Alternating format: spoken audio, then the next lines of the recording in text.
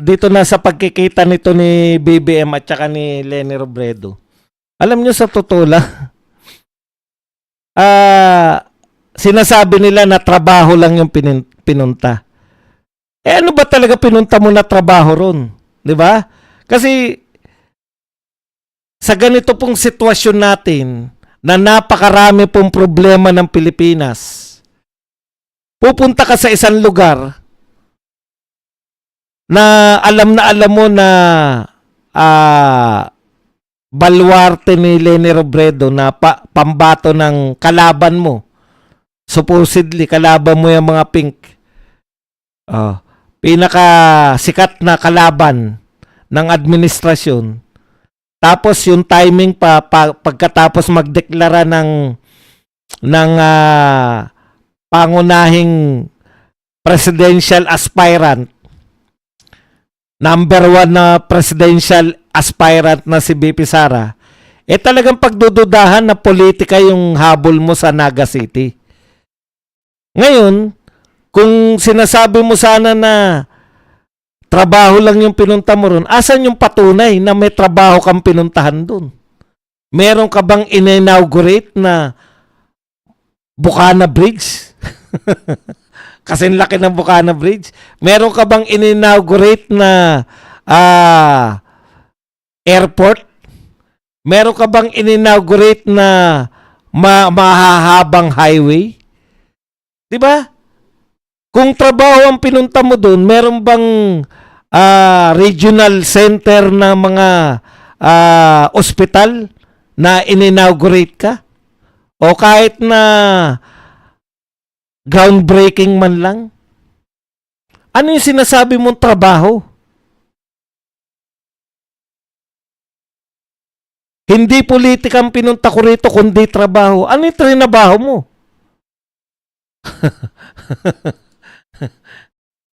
Kasi naghagilap talaga ako. Tinanong ko nga si ano ba pinunta ni BBM dun? Ang pinunta daw ni BBM dun para tignan yung nililinis na creek. Ni hindi po river. Ni hindi po creek lang.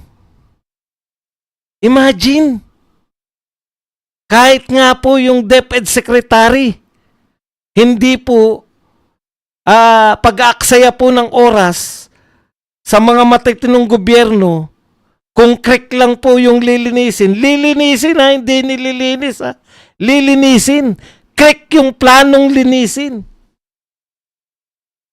Kahit nga po DPWH Secretary, hindi po karapat-dapat na kumbaga aksaya ng oras yan.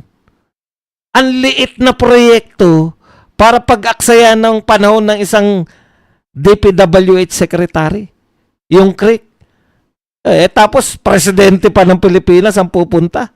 Magmumonstra-monstra silang dalawa na kala mo ang laki ng ginagawa. Di ba? Creek, ang tawag sa atin niya sa Maynila, estero. Anak ng pupa. Ni Mayor nga, pag naglilinis ng creek, hindi na nagpupunta Alam niyo ibig namin sabihin, pangatawanan nyo naman. Kasi putok na putok. Sarili nyo pang mga spokesperson pa ng palasyo ang nagsasabi na magkikita si Leni at saka si meron pa siyang abangan kung ano ang pag-uusapan nila. May ganun pa Yan ang aabangan natin kung anong pag-uusapan. Yung mga naman, mga amuyong, ayan, magkikita na. Naku, may tatalo na kay may tatalo na kay BP Sara. Trabaho? Hindi raw po trabaho. Pinuntahan nila ron creek. Hindi nga naghukay amik Maghuhukay pa lang. Thank you very much sa patripli amik. Plano pa lang na hukayin yung creek. Alam nyo ba kung gaano karami nung panahon ni Tatay Digong? Kung gaano karami sa Maynila lang, sa Divisoria lang. Kung gaano karami yung creek na mga estero na hinuhukay doon. Nakita nyo ba na dinadalaw pa yan ng mayor man lang? Naknang tinapay naman. No? Yan yung sinasabi natin eh. Ang ginagawa nitong gobyerno natin, panay mga optics. Walang katapusang optics. Tinitignan ko, baka naman may plano. Oh, wala pong plano. Pinasisilip. Alam niyo yung mga termino, wala pa talaga. Pinasisilip yung river basin. Yung kung ano mang tawag dyan sa river basin na muling buhayin, muling pag-isipan yung plano na kung anong gagawin niya sa river basin na yan. Bumaha po dyan sa Bicol area ng mga flood control eh. Ang problema pa rin ng presidente, flood control.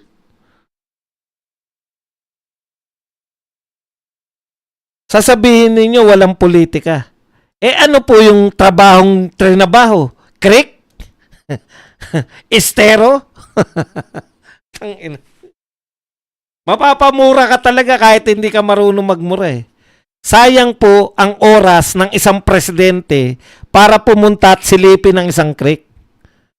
At magmonstra-monstra doon. Alam nyo kung ano na highlight ng pagkikita nila? Oh, pinakita lang na nakasuot siya ng pink na medyas.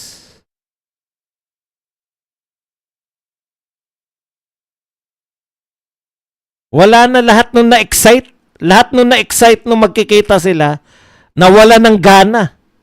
Ni walang announcement na may malaking ano. O meron pa pala yung ipapaayos daw yung Coliseum ba? Robredo Coliseum o museum, kung ano man yun.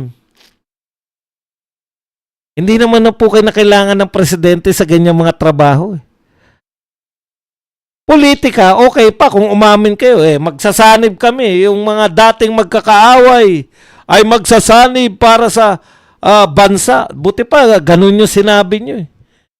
Hindi yung trabahong pinunta ko rito. Sige, ano yung trinabaho mo riyan? Maghukay ng creek?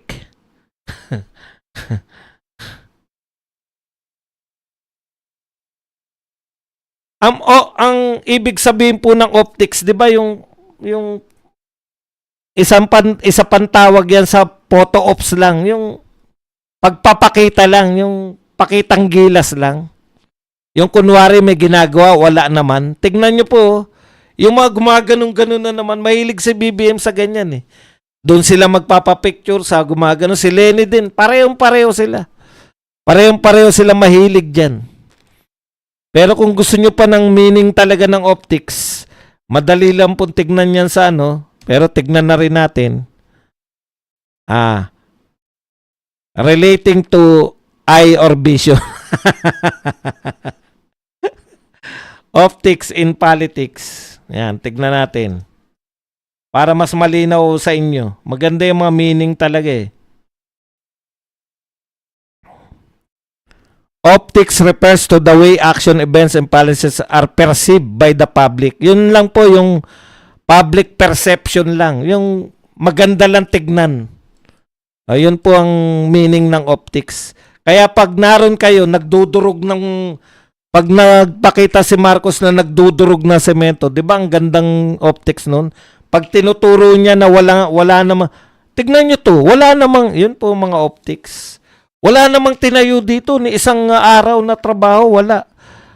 Yan. Optics yun. Kasi pinapakita niya may ghost project eh.